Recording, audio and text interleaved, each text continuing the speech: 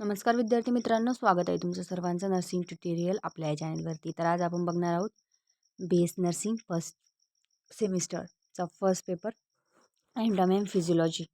तर 75 मार्काचा क्वेश्चन असतो फर्स्ट सेमिस्टरला. तर त्यामध्ये आपण बघणार आहोत कोणकोणते क्वेश्चन इम्पॉर्टंट आहे. जे प्रिवियस इयरचे क्वेश्चन पेपर तुम्ही प्रिपेअर केल्या तर तुम्हाला पासिंग व्हायला किंवा पासिंग मार्क्स जास्त घ्यायला मदत होईल. तर आपण बघूया. ही इन्स्ट्रक्शन तुम्ही वाचून घ्या किंवा स्क्रीनशॉट मारून घ्या. ही काही मी एक्सप्लेन करत नाही. त्यानंतर तुम्ही बघू शकता. याच्यामध्ये यापूर्वी एक क्वेश्चन पेपर मी एक्सप्लेन करून अपलोड केलेली आहे. सर्वप्रथम तो व्हिडिओ बघा, त्यानंतर हा व्हिडिओ बघा. त्याच्यामध्ये बघा शॉर्ट आन्सर म्हणजे आपल्या शॉर्ट नोट्स लिहायचे आहे सर्वसाधारणतः. तर कितीपैकी लिहायचे आहे? 7 पैकी एनी 6 लिहायचे आहे. म्हणजे आपल्याला 7 दिलेले आहे, 6 लिहायचे म्हणजे 7 पैकी 6 लिहायचे आहे. तर बघा किती दिलेले आहे. 5 मार्काला प्रत्येकी 5 मार्क आहे. त्यामुळे 30 मार्क होणार आहे टोटली. 6 लिहायचे आहे. तर याच्यापैकी तुम्हाला 6 आल्या पाहिजे. आता काय काय explain the popliteal fossa, discuss the lymphatic drainage of a memory Gland. तर मेमरी ग्लँड काय आहे ते पण तुम्हाला माहीत पाहिजे. लिम्फॅटिक सिस्टम ड्रेनेज वगैरे ते तुम्हाला माहीत पाहिजे. लिम्फॅटिक सिस्टम जरा तुमचा अभ्यास झालेला असेल तर हा क्वेश्चन तुम्ही सॉल्व्ह करू शकता. त्यानंतर मायटोकॉन्ड्रिया. तर मायटोकॉन्ड्रिया काय आहे? आता कालच्या क्वेश्चन बघितला आपण. त्याच्यामध्ये काय होतं? एंडोप्लास्टिक रेटिक्युलम होता. Discuss the endoplastic reticulum. ते काय होतं? सेलचा एक भाग होता. आता मायटोकॉन्ड्रिया हा पण एक सेलचा भाग आहे आणि सेलवरती पण क्वेश्चन विचारला गेलेला आहे कालच्या क्वेश्चन पेपरमध्ये. तर तुम्हाला समजू शकतं सेल किती इम्पॉर्टंट आहे. तर मायटोकॉन्ड्रिया, एंडोप्लास्टिक रेटिक्युलम आणि सेल हे काय आहे? सेलमधलंच घटक आहे. तर समजलं? त्यामुळे तुम्हाला सेल करून ठेवायची म्हणजे ठेवायची. याच्यावर तुम्हाला कळलं इम्पॉर्टंट काय आहे? सेल आहे. त्यानंतर बघा चौथं काय आहे? Discuss the muscles of gluteal region. Gluteal region काल पण विचारले गेलेले आहे. हा क्वेश्चन तुम्ही बघू शकता कारण रिपीट झालेले क्वेश्चन आहे, त्यामुळे मी तुम्हाला मेन्शन करते इथे. त्यानंतर draw a neat labelled diagram of uterus.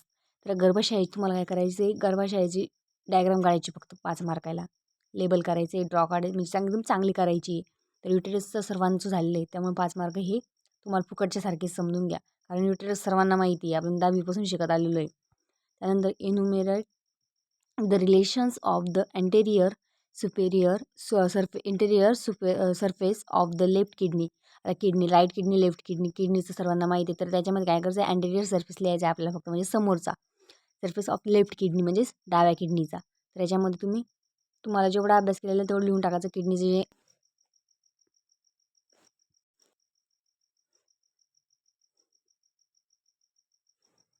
करू शकता. त्यानंतर explain the difference between small and large intestine. आता काय करायचं? डिफरेन्शिएट करायचे. काल पण डिफरेन्शिएटचा एक क्वेश्चन विचारला होता. आणि लार्ज इंटेस्टाईन स्मॉल इंटेस्टाईन याच्यात काही अभ्यास करायची गरज नाही. थोडंफार तुम्हाला वाचून घेतलं किंवा थोडेफार नोट्स काढल्या तरी होऊन जातं. त्यामुळे खूप सोपा क्वेश्चन पेपर विचारला जातो. याच्यावरून तुम्हाला समजू शकतं. त्यामुळे तुम्ही जे क्वेश्चन आलेले हेच क्वेश्चन केले तरी काही हरकत नाही. झाले 7पैकी 6 सोल्व करू शकता तुम्ही. त्याच्यातलं एक स्किप केला तरी हरकत नाही. Long answer the question. आता लॉंग आन्सर क्वेश्चन म्हणजेच 12 मार्काला आहे. तर याच्यामध्ये 2 दिलेले ए आणि बी. तर याच्यामधून एक सॉल्व करायचं. तुम्हाला कोणता पण ए करू शकता किंवा बी करू शकता. आता ए काय? Describe the lungs under the following head. तर खालचे जे आपल्याला हेडलाईन दिलेलं आहे त्याच्यापासून आपल्याला एक्सप्लेन करायचं. आता काय करायचं? लंगचं स्ट्रक्चर कसं आहे, त्याचं ब्लड नर्वस सिस्टम कसं आहे, नर्वस सप्लाय किंवा ब्लड सप्लाय कसा आहे, आणि अप्लाइड द ॲनाटॉमी कशी कशी अप्लाय होती. आता left lung right lung 2 lungs आहे ना आपल्याकडे.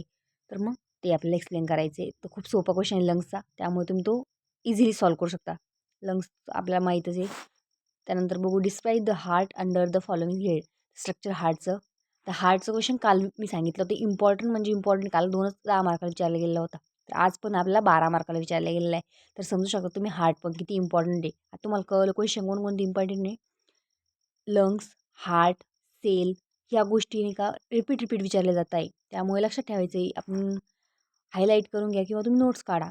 त्याच्यामुळे तुम्हाला समजलं पाहिजे कोणती इम्पॉर्टंट आहे. तर हार्टचं स्ट्रक्चर, कंडक्शन ऑफ सिस्टम. आता काल आपल्याला विचारलं होतं कंडक्शन आणि ब्लड सप्लाय. तर आपल्या हार्टला कोणत्या आर्टरी थ्रू किंवा कोणत्या वेन थ्रू पुरवलं जातं? आर्टरी. तर कोरोनरी आर्टरीज थ्रू आपला ब्लड सप्लाय असतो.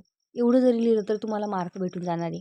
जास्त एक्सप्लेन केलं तर जास्त मार्क भेटणार आहे, पण तुम्हाला थोडी पासिंग पुरतं त्यासाठी. नंतर फिजिओलॉजी आपल्याला 33 मार्काला विचारली जाते. मग 33 मार्क्स ऑफ फिजिओलॉजीला असते.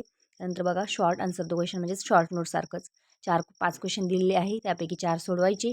5 मार्काला प्रत्येक क्वेश्चन असतात, म्हणजेच 20 मार्काचं झालं. आता खाली राहतं 13 मार्काचं. आता 20 मार्काचं बघू आपण. 4 क्वेश्चन सोडवायचे 5 पैकी. आता रिप्रोडक्शन बघा.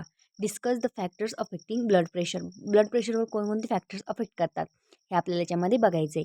तर हे तुम्ही अभ्यास केला असेल तर हा क्वेश्चन पण सोपाच आहे, जास्त हार्ड नाही आहे. त्यानंतर describe different types of blood cell and their function. आता ब्लड सेल, आता ब्लडचं तुम्ही कंपोजिशन ऑफ द ब्लड जरा केलं असेल, त्याच्यामध्ये ब्लड सेल, त्याचं फंक्शन हे सर्व तुम्ही शिकलेले असाल.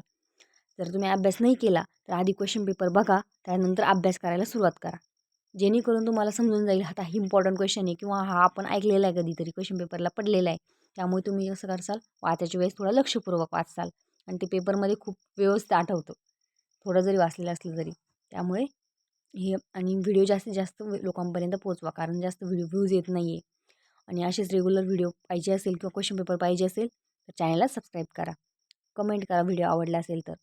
तर बघू आपण आता explain the process of urine formation. युरिनचं फॉर्मेशन कसं होतं म्हणजे किडनी चालू समजलं. किडनी पण किती इम्पॉर्टंट आहे कळलं तुम्हाला. त्याने युरिन फॉर्मेशन पण याच्यामध्ये 5 मार्काला म्हणजे जवळपास किडनीचं 10 मार्काला विचारले गेलेलं आहे. Discuss the function of insulin. इन्सुलिनचं फंक्शन काय आहे आपल्या शरीरामध्ये किंवा बॉडीमध्ये ते आपल्याला डिस्कस करायचं आहे. Discuss the function of reproductive system. आता रिप्रोडक्टिव्ह सिस्टममध्ये आपलं युटेरस बघितलं आपण. युटेरसचं फंक्शन लिहायचं किंवा आणखीन आपलं काय आपलं मेल रिप्रोडक्टिव्ह सिस्टमचं पण मेल फिमेल दोन्ही पण फंक्शन आपल्याला डिस्कस करायचे. याच्यामध्ये झाले 20 मार्काचं. त्यानंतर लॉंग आन्सर दो क्वेश्चन. तर यामध्ये तुम्ही बघू शकता 13 मार्काला आहेत. ऑरमध्ये दिलेलं आहे. काहीच लोड घेऊ नका, कारण ऑरमध्ये क्वेश्चन भरपूर आहे. हे नाही आलं तरी हे तुम्हाला येणार आहे. तुम्ही जरा 50% अभ्यास केलेला असेल तरी पण तुम्ही क्वेश्चन पेपर ही जवळपास 90% सॉल्व करू शकता, कारण ऑरमध्ये क्वेश्चन आहे त्यामुळे. नंतर लॉंग आन्सर दो क्वेश्चन बघितलं त्यानंतर बघा 2 विचारलेले ए बी. तुम्ही ए बी सॉल्व करा किंवा सी डी सॉल्व करा, तुम्हाला 13 मार्क भेटून जाईल. कोणतं पण एक. और आता वरचे 2 करा किंवा खालचे 2 करा. तर तुम्ही काय करसाल, वरचा एक वरचा ए करसान आणि डी करसान तर मार्क भेटणार आहे का नाही. दोन्ही पण वरचे किंवा खालचे असं कन्फ्यूज व्हायचं नाही. तर समजलं. आता बघू शकता explain the homeostasis and role of various system of body in homeostasis. ही फर्स्ट आहे. हा थोडा हार्ड आहे हा क्वेश्चन, मला वाटतो आहे, कारण मी पण अभ्यास केलेला आहे तरी. सेकंड आहे name hormones of posterior pituitary gland. Posterior pituitary ग्लँडला काय नाव आहे किंवा हॉर्मोन्सची नावं लिहा त्या. नंतर explain the function of any one hormone of posterior pituitary gland. आता हॉर्मोनचे नाव याच्यामध्ये खूप डीपमध्ये अभ्यास लागणार आहे. हे क्वेश्चन जे असणार आहे 12 किंवा 13 मार्काचे, याच्यामध्ये जास्त डीपमध्ये अभ्यास करणं गरजेचं आहे. वरची 30 मार्क किंवा 42 मार्क तुम्हाला इझिली भेटू जाऊ शकतात, पण याच्यासाठी तुम्हाला डीपमध्ये अभ्यास करण्याची गरज पडणार आहे. त्यानंतर लॉंग आन्सर दो क्वेश्चन हे ऑरमधला आहे. हा सॉल्व करा वरचा किंवा खालचा. बघा आता काय describe the types of blood cell. आता वरती पण विचारलं गेलेलं आहे types. Discuss the types of the blood सेलचा. त्यामुळे हा क्वेश्चन पण इम्पॉर्टंट आहे. ब्लड टॉपिकच इम्पॉर्टंट आहे. And their roles in the human body. म्हणजे रोल म्हणजेच त्याचं फंक्शन काय आहे किंवा रोल काय आहे त्या सेलचा, ब्लडचं नाही, त्या सेलचं काय काय फंक्शन आहे. WBC RBC यांचं.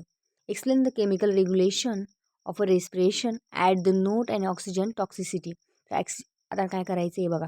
एक्सप्लेन द केमिकल रेग्युलेशन होणार आहे रेस्पिरेशनचं, ते आपल्याला याच्यामध्ये एक्सप्लेन करायचं. त्यानंतर at the note of oxygen toxicity.